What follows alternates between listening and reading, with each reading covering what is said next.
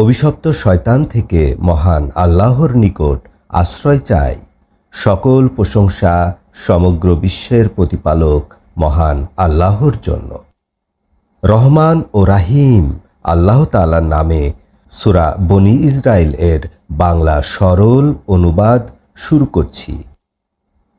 পবিত্রতা ওই আল্লাহর, যিনি তার বান্দাকে রাতের বেলায় মসজিদে হারাম থেকে মসজিদে আকসায় নিয়ে গেলেন, এজন্য যে আমি তাকে কতগুলি নিদর্শন দেখাবো।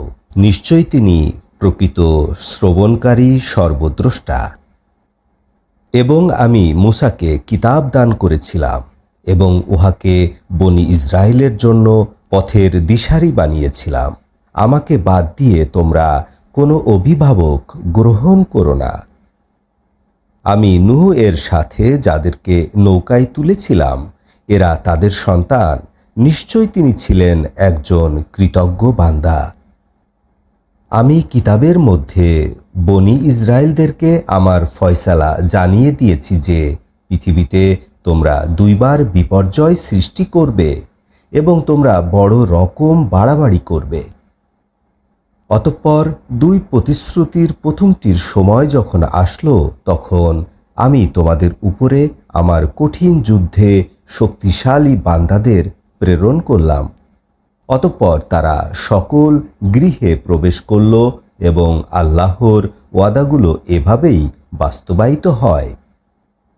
অতঃপর আমি পুনরায় তোমাদেরকে তাদের উপরে প্রতিষ্ঠিত করলাম এবং মাল ও সন্তান দিয়ে তোমাদেরকে সাহায্য করলাম এবং তোমাদেরকে গরিষ্ঠ করে তুললাম। যদি তোমরা উত্তম কাজ করো তবে তোমরা তা নিজেদের জন্যই করো, যদি খারাপ কাজ করো তাও তোমাদের নিজেদের জন্যই করো। অতঃপর যখন পরবর্তী প্রতিশ্রুতির সময় এসে উপস্থিত হলো, তখন তোমাদের চেহারা মলিন হয়ে পড়ল এবং তারা মসজিদে ঢুকে পড়ল যেরূপ ঢুকে পড়েছিল প্রথমবার, এবং তারা যা আয়ত্ত করতে সক্ষম হয়েছিল সবই ধ্বংস করে দিয়েছিল।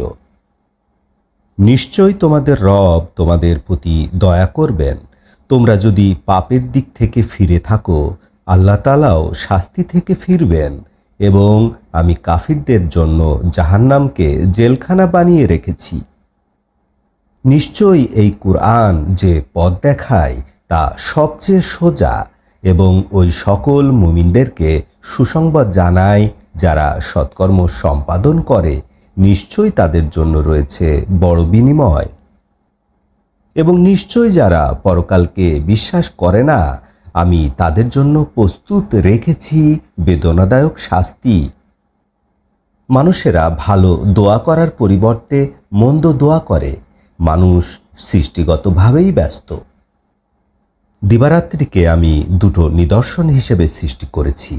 অতঃপর আমি রাতের নিদর্শনকে অপসারিত করেছি এবং দিনের নিদর্শনকে দৃশ্যমান করেছি, যাতে করে তোমরা আল্লাহর অনুগ্রহ অনুসন্ধান করতে পারো, বর্ষ গণনা করতে পারো, হিসাব সংরক্ষণ করতে পারো। প্রত্যেকটি বিষয়ের আমি ব্যাপক ব্যাখ্যা প্রদান করেছি। প্রত্যেকটি মানুষের গলায় তার আমলনামা বাধ্যতামূলক করা হয়েছে এবং কিয়ামতের দিন তার জন্য আমি একটি আমলনামা বের করব, যা সে খোলা অবস্থায় পাবে। তোমার আমলনামা তুমি পড়ো, আজ তোমার হিসাবের জন্য তুমিই যথেষ্ট।